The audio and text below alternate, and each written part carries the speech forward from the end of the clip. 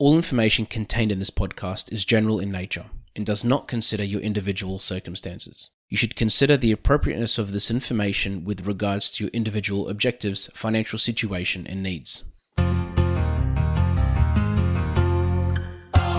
Welcome to Sharing More Than the Sheets, a podcast to help you and your partner make better financial and lifestyle decisions so that you can both focus on the things that you love. I'm your host, Michael Khouri, financial planner, green thumb, husband, and just dad.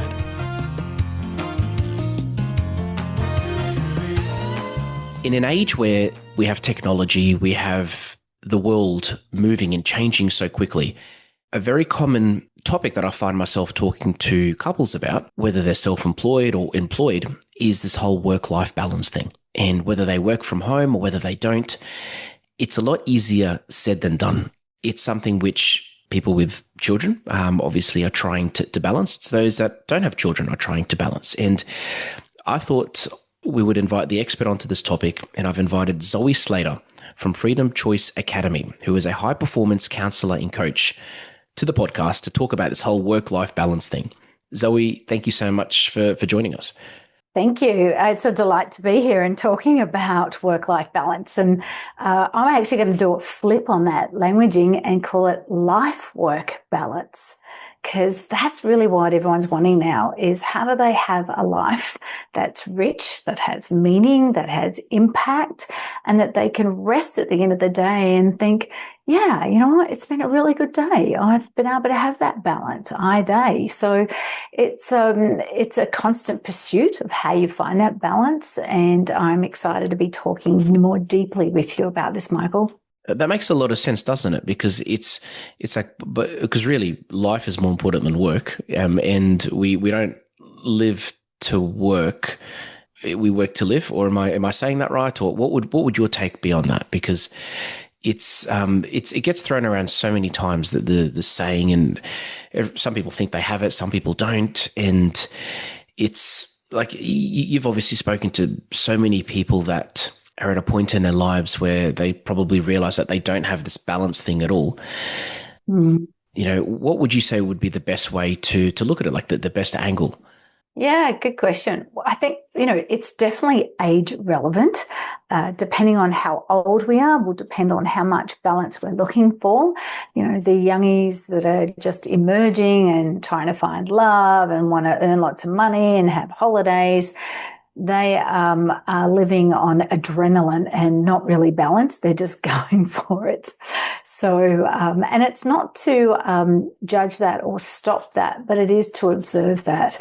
But most of my clients are a little bit older and sort of looking at that more meaning, are looking for more balance and are looking for their own longevity within their life and going, well, how do they get that? So it is about reframing your life. It is about looking at what's important. But I do want to bring in a conversation because I work with a lot of business owners and I was saying high performance. So some of those can work for businesses or run their own businesses. But this was a stat that I found that it was really interesting that 61% of workers would not accept a job that disrupts their work-life balance. 61% would not accept. That's a high number, right? And 48% would leave a job that prevented them from enjoying life. Now, we've never seen numbers like that before, Michael. People are now using the conversation of meaning, using the conversation of children, using the conversation of love, of their health is way more important. And I want to kind of go through I have a success model and I have 8 areas of life that I get my clients to focus on. And it starts at the bottom, and the bottom being the foundation of the triangle. A lot of people think it's the apex at the top because of its structure. But anything in life that has sustainability has really good foundations. And so the foundations are important. And I'm going to go through those 8. Are you good with that? Definitely. And I love that you've used the word meaning to even just start talking about these things, because it's you're probably about to get straight into it, but the fact that more people are starting to look for these things would you say it's because of awareness, or would you say it's because they feel that employers are having to cater to certain needs, or would you say it's just the world that we live in, and with technology, people are realizing, hey, look, this is something I can probably have if I try? Yeah, powerful question. I think that meaning has been part of our evolution, and technology has certainly brought more information to the front. But technology has also made or brought about a greater sense of aloneness. And in that aloneness, people are asking, well, who am I? Why am I here? What's the meaning of my life? What do I contribute? Who contributes back? What are quality relationships? Because they are feeling so alone. So that meaningful conversation is, I feel like, touching younger people. And I think it's a great question and needs to be dealt with effectively, because there's a point when young people, even much older people, can have all the materialism, but that doesn't keep them warm at night. It doesn't fill their heart. It's not who or what they really want to do, because, I've just done some traveling. I do a lot of traveling, but more particularly recently. And, it was sad to see these people traveling, and they were alone, and they were connecting with these relationships around different parts of the world. And some of them were paying for love, or paying for company. Let's put it differently. We're paying for company. And you could still see the absence of connection. You could still see the absence of somebody wanting to be with them. And that's part of meaning for life. Knowing that you're with somebody who really wants to be with you, knowing that you have a job or a career that you really love engaging with. All those things give you meaning. All those things give you purpose. And it's the intangible things that truly make your heart and your soul smile. So it's a deeper layer of inquiry. I don't want to get too deep, but it is that place that makes you sleep well at night. Like for yourself and myself, I know I sleep well knowing that I've connected with my clients, that they've given me meaning, connecting with my family, even with the pets, connecting with my garden and my home. It gives meaning to who I am.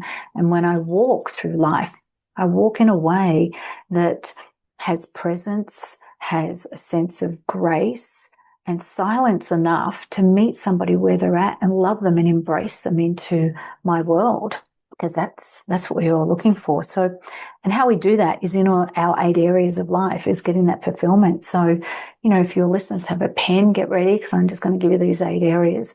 I'm not going to go into too much depth of the 8 areas, but enough to give them an insight. So the base of the triangle is, the first one is spiritual, and that's a spiritual connection. For some, it's their own religion. For some, it's universe. For some, they just have an awareness that this greater force exists. So there's no right or wrong, but it's what it means to you. And then there's the physical world, getting meaning through your physical world. And that's certainly has a survival element, but the right kind of activities that give you meaning and connection. Some people do activities and they just tick the box and they're not even connected to themselves. And you can see the impact that has on them. And then the next one is emotional, and that's about all the relationships that they have. And these 3 bottom ones are the basics that you've really got to get right, because it's the relationship with everything and everyone that gives you more meaning. More particularly, it's the relationship you have with yourself, Michael. And they're the relationships that help us get through those lonely days. I'm going to go up the run, so I'm going to go into... Yeah, and can I just ask you as well, just on those points, why do you say that there's the base? I mean, my assumption is because of what you explained, that there's a triangle, and spiritual being the first, and physical and emotional. But would you say that these 3 are just as important as each other, and they, in a way, they relate? Because I could probably draw a very easy connection between these 3 things, like emotional, physical, and spiritual. Yeah. Well, because these things, from a spiritual perspective, for those who have a relationship with either their religion, their God, they're the places they go when they are lonely. and they connect, or they're the places that they place prayer to when they need extra support. And that gives them some sense of solace. For those people who don't have a belief about that, they still have almost like a spiritual connection with the land. And they will go sit in the trees or by a brook and hear the water running, and then it'll create a deeper sense of connection and softness in their spirit where they can decompress from the world. And then that links into the physical element, because that physical place is where we can downregulate from the stresses of life, because we find a place that's safe. We can go into our cave, being our home or our car, and rest and pull away from the world. And so that physical place is also what you create safety, because whatever your belief is about your spirit or your soul or who you are, it's housed in your body. Yeah. And if you don't look after your body, then your body is going to be dysregulated, cause disease. And looking after your body with either strength training or finding endurance through quality sleep, nutrition, all those kinds of things. And even when you eat well, like some people, again, don't even connect when they're eating. They just devour their food and get on with their job and commit everything to their work. But then they wonder why they're unwell, or they'd have digestive issues. So being physically well, but it's also, Michael, 8 hugs a day keeps the doctor away. Maria Sater, who does a lot of the Montessori education and schooling, and some people love it, hate it, don't agree with it. But what we do know scientifically is the hugs that little people get actually helps their brain develop better. They feel safer, they feel loved, and they feel like they can be curious. It's the same with adults. When you're feeling accepted and loved and you get the hugs, oxytocin is produced, which is one of the stress hormones that comes out and says, hey, go out and reach for connection. Ask somebody to help you through this work problem, life problem, whatever it is. And it helps you and calls you in to connect. So I know I'm running really deeply here into that conversation, and ask me to stop if you feel like I'm going too far. But that physical safety, physical endurance, physical strength to house your spirit is so important, and for others, because you want that you can take care of yourself, but when others are near you, they feel safe too. That they know that you'll be able to pull them in, and whether it be your partner in life or your children or a work colleague, that you'll have enough internal strength and stillness to be able to support them. And then that takes you up into the emotional aspect, that you have a sense of knowing yourself. And that's that part that I refer to as my business as an academy, because I teach people how to know themselves. Because when you know yourself, you create a vision that's true to you, not your parents. You actually create something that comes from the essence of who you are, what you want to contribute to the world, and what gives you fulfillment and meaning. And a system, I help people grow through that. So, but they're those 3 basic, because relationships are everything.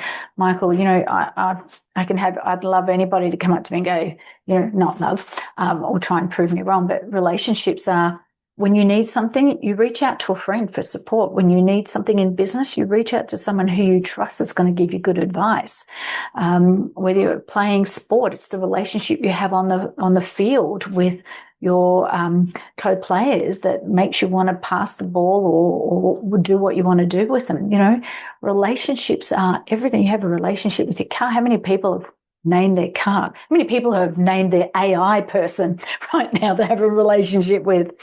It's so essential. Relationships or anything, even with people say, I'll go sit in a room. Say, well, why did you sit over there and not over there? Oh, because it just felt right. They have a relationship with the room and where they want to sit and where they feel safer and stronger. So it has a physical, emotional element. There's so much to this. It's so deep. But if I keep going up, just for those who are writing all this down, and then I'll come back. So I can hear you've got a question there, Michael, unless you want to ask it now. No, I just wanted to make a comment that I love what you said about 8 hugs a day keeps the doctor away. I think it's good. I like it. It's very, very simple, but it has such deep meaning to it, and on that note, you just mentioned something about people sitting in a room. Just on a complete side note, just with your experience, why do a lot of people like to sit at the back of a room when they walk into a room, for example?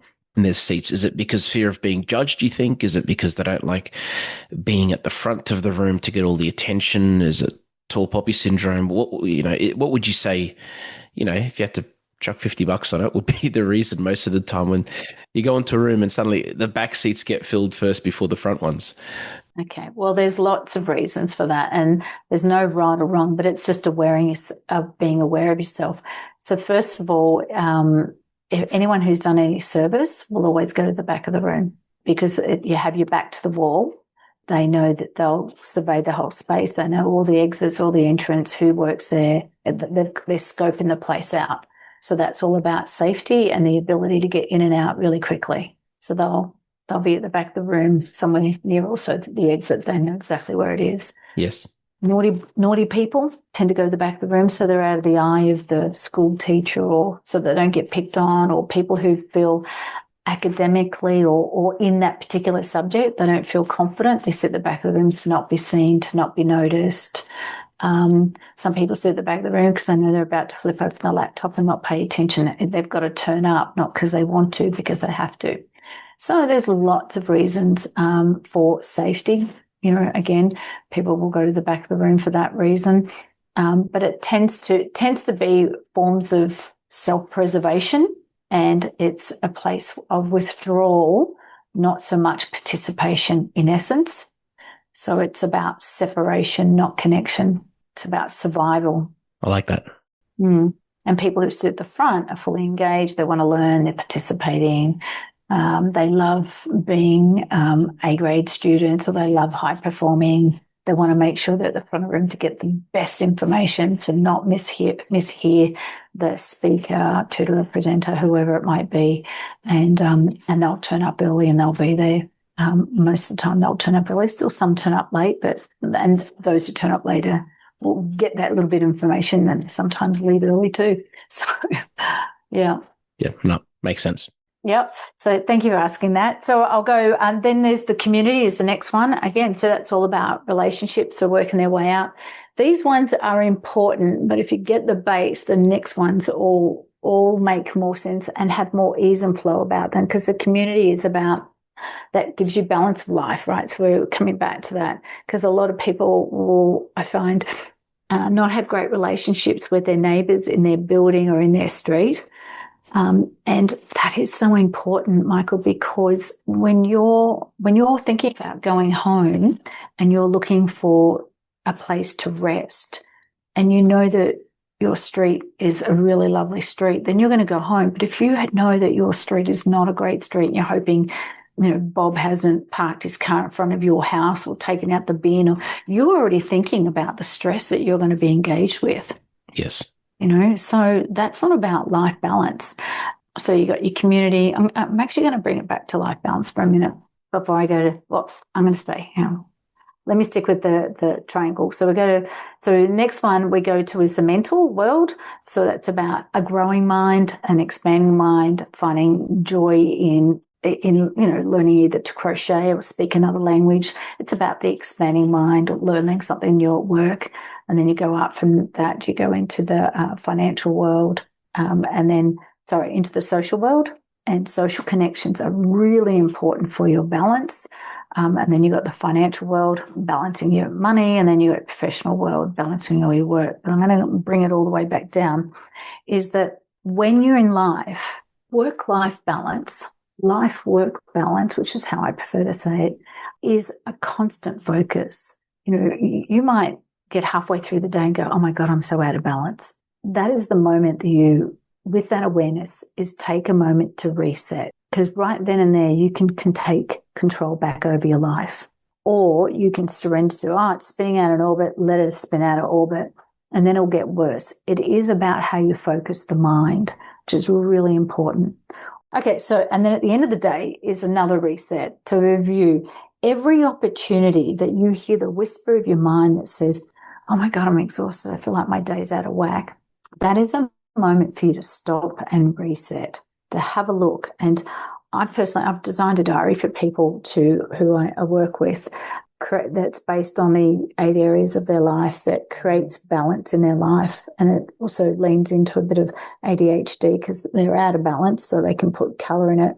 And the reason we do that is that at the end of every week, you can take control back of your life. You can review it and then reset for the week moving forward. But it creates balance in your life, because if you're not endeavoring to create balance, then you're going to lose the meaning, and then you're going to be a year or two down the track and go, whoa, this isn't the life I created for myself. This isn't what I desired or dreamt about. And you're going to go, why didn't I reset 2 years ago? That's because you didn't reset today. So whoever's listening to Michael's podcast today, please take the time this evening, make yourself a nice herbal tea and sit down and reflect on your week that was and the week you would prefer to have in these 8 areas, and consciously allocate time to the areas of your life that will bring you harmony, that will bring you balance, that will bring grace within your spirit, that you will feel fulfilled at the end of the day and at the end of the week. Because we all have the same amount of time, but those who finish their week feeling like they've achieved a lot is because they manage their time, not life manage them. It's the allocation of time. But the only people who do is when they sit down and do that. Does that make sense, Michael? It does. And I like that you mentioned, stopping and resetting. And I see it as like a bit of a circuit breaker in a way, or something that you can do to stop the situation from getting worse. These podcasts have been brought to you by Better Financial Planning Australia. To book a free 15-minute phone chat, visit betterfinancialplanning.com.au. Would you agree that sometimes people, but they don't realize that they're supposed to stop, like in reset, like you mentioned, if you find yourself saying something to yourself, like, or to your partner or to your friend about your day or your week, for example, but are there other things that someone should watch out for as well? Because sometimes it's really easy to, just go, especially someone like me. Like I could just go all day, and not even look at the time and not work out I'm even hungry till, 12 hours later. That's just the type of person that I am. And I think sometimes a lot of people in life can sometimes do that, where a day passes, week passes, month passes, year passes. But yeah, are there any signs they should watch out for instead of just keep going and going until they run themselves into the ground and it potentially is too late or too hard to stop and reset? Yeah. Look, what I actually find, and it's great that you're running on so much fuel and so much energy. And if it's excitement, that's fantastic. Yet at the same time, listen to your loved ones around the edges. Like, they could be saying things like, can you just slow down today? Or can you just spend time with me? Oh, yeah, I'll get there. If they're speaking to you in any subtle ways, and most loved ones will speak to you quietly, they might only say it once. But if they're saying something to you, stop and listen. Because generally, you'll wake up one day and they would have packed their bags and they'll be gone. And I say that with hand on. I'm not saying that that's going to happen in your family, because I know you've got a beautiful, loving family, Michael. But I have a lot of people when they start to reflect, they go, oh my God, my children have been saying that for 5 years, or my partner has been saying that for 8 years. And they've not been listening to the subtle voices that says, please stop and sit down and have a cup of tea. Please just watch a movie with me. Please just, come and sit out by the pool.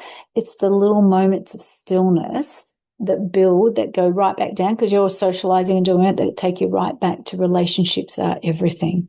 Allocating time to the right relationships, to the right activities. Yeah, no, I agree with that. And yeah, like my kids, for example, we do spend a lot of time with our kids, but it's definitely never enough. And I agree with you in that. Even now I look back at my oldest is 12. I'm like, where did the last 12 years go? Did I spend time with him? Yes. Could I have spent more?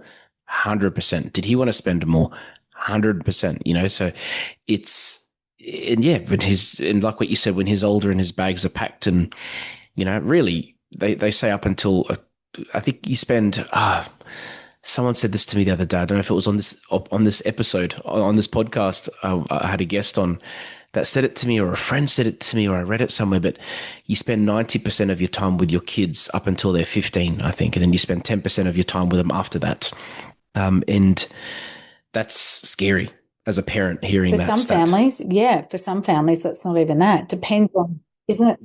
that stat, and I would challenge that, because at the age of 15, they're at a younger age, they're already doing sports, they're at school for a lot of that, and how much of that time is them actually asleep in the house, right? So, and they're on their devices. If they're on their devices but sitting next to you, you're not really like hanging out. So, it's an interesting conversation, and with your partner, but also with your staff, with your team, with colleagues who might say, hey, come out and have a drink, or come and have a coffee with me. It's those little micro relationships that we build. And remember, it's getting past those first 10, 15 minutes that we talk about, we exchange data, and then suddenly we drop into the depth of our relationships. Yeah. We go beyond the weather. It's where it's like, how you really going? No, you've been a bit stressed at work, or you haven't talked about your family lately. What's going on?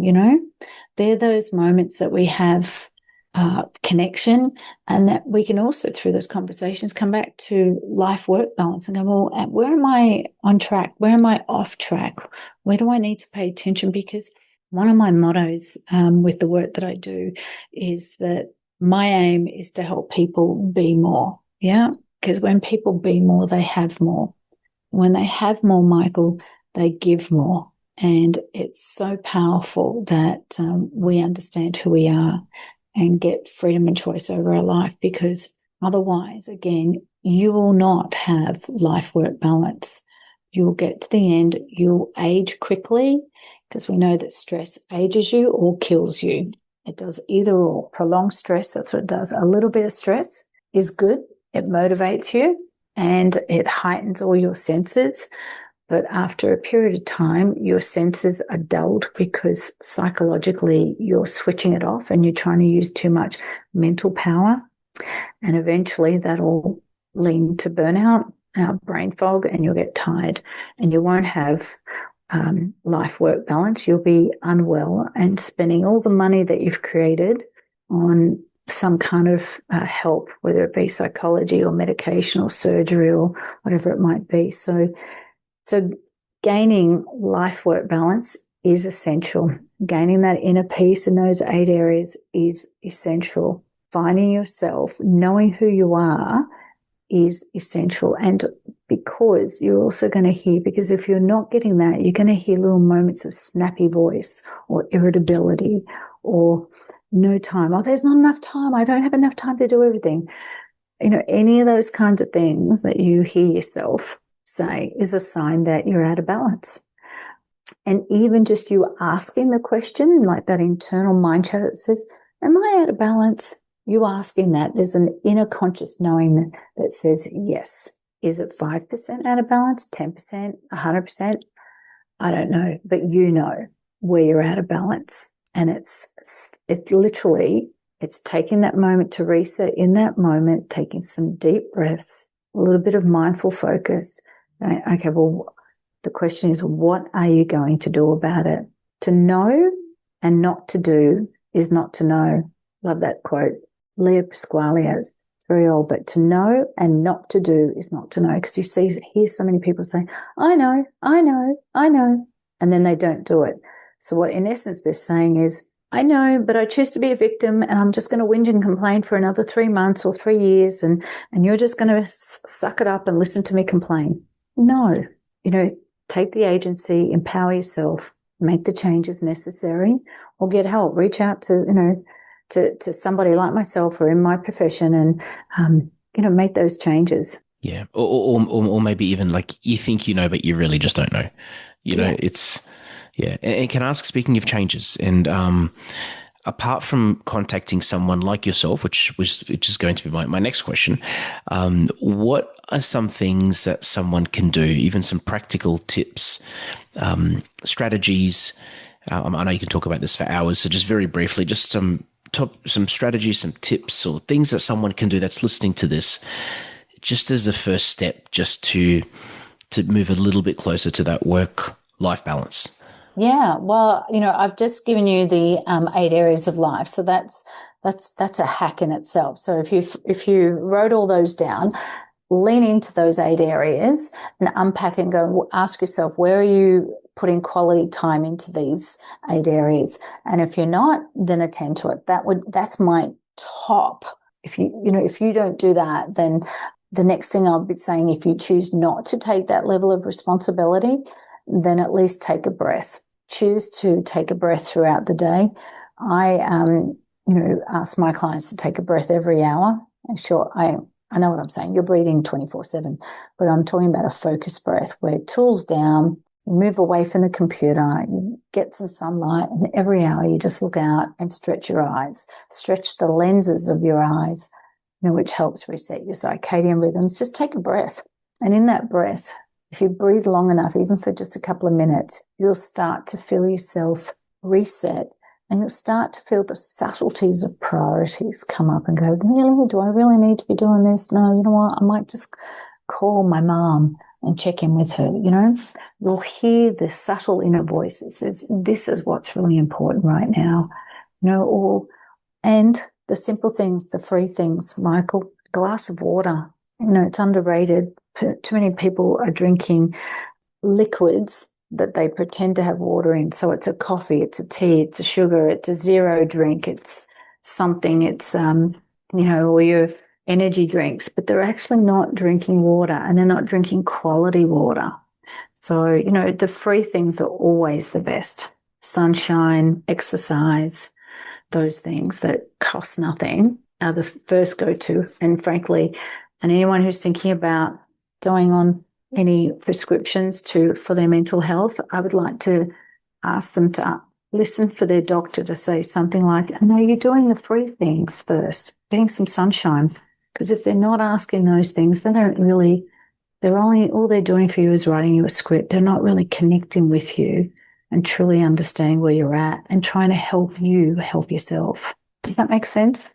It does. And it gets me thinking, because you think something so simple: drink water, get some sun, breathe. Mm-hmm. These are free. These are things that anyone can do. These are things we should be doing. But you're right. When you're in that situation and there's so many things happening and the wheel is constantly turning, you don't think about these things, and obviously it's a lot more complicated than just drinking water, of course, but it's a very, very practical tip, which I think is something I think a few people will take in. Like, even it's drinking the cup of water. The way I see it is, it's not just the water, it's taking the time to pause, walk to the kitchen or to the tea room or wherever you work, and grab the cup, fill the cup, drink the water, walk back. Even that in itself is a bit of a reset, and further to that, and as you'd assume, I'm a big advocate for advice and having someone look at things from the outside. If anybody did want to get in contact with you, what would be the best way for them to do that? Yeah, well, so www.freedomchoiceacademy.com, and I've got online, they can reach out and book a 15-minute free consult. And if they wanted to, and if they decide to buy the diary, I'd be happy to give them on that, but they'd have to mention this podcast, Michaal. I can give them a free 15-minute coaching that goes with the diary if they bought the diary, if they wanted. I don't know. I just decided that just in this second. So, because I just think that they've got to get the balance of their life right. And reaching out to me, and my phone number is 0414-778-476, which is, I know my marketing person is going to go, why are you giving out your mobile? But there it is. Because I just think it's so important that in today's world that we take our own personal development as a priority, the agency of self-care, and, moving forward, that's find a way to be empowered for your own life and not dependent upon synthetics and a quick pop-up here and there and a quick health tip, but to create true sustainability in your life-work balance. Yeah, so be more, have more, give more. Yeah, nice. I love it. I love it. And I will put your the details of your website in the description of the podcast as well for anyone to grab that, visit, and to follow you on LinkedIn, of course, and check out your work, because it's good. I like the posts that you do. I like your strategy. I was just looking at your LinkedIn earlier, and I like that what you do is definitely very holistic, and it's not just looking at one person of someone's life. It's looking at all the others, which brings us back to that triangle that you were talking about, and Zoe, I like to finish all my episodes off with a dad joke. Yes. I found a good one. I know you like traveling. So what do you call a flea in France? A parasite. Boom, boom. Parasite, Yes. flea. Yes, I totally got that. Actually, when I said France, I almost said France.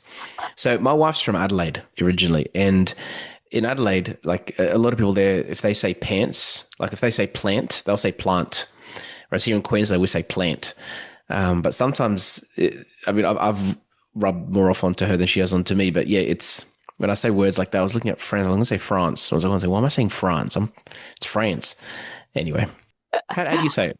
Is it France or France? It just depends on how I'm feeling. I might say France, but I'm probably more likely to say France because I'm enjoying the conversation and I want to put emphasis on France. So it's like, That's true. I would just go with that because I'm a Melbourneian and my husband doesn't think Melbourne. It's like, so he's always having a crack at me, which is too much fun. So, how funny. And of course, all the dad jokes that go with it. So, yeah. Yes. I also did want to say for anybody wanting to, I'm doing more retreats each year as well. So, if anyone really wants to lean in and transform their life, to think about joining me for a retreat and nice. Ring in and inquire what that means and what it could look like for them. And details for that do you post that much online, or is it more when they contact you, you can tell them more about it? Both, depending on which one it is. Some of it's on my website and some of it's through conversation, depending on what sort of retreat they're looking at. So, yeah. Amazing. Yeah. Thank you. Thanks for joining us on Sharing More Than the Sheets. Please make sure you subscribe to be updated with future episode releases, and feel free to share this episode with any friends or family that you think it might benefit. Please visit us at sharingmorethanthesheets.com.au to submit questions or requests for future podcast topics. These podcasts have been brought to you by Better Financial Planning Australia. To book a 15-minute phone chat, visit betterfinancialplanning.com.au.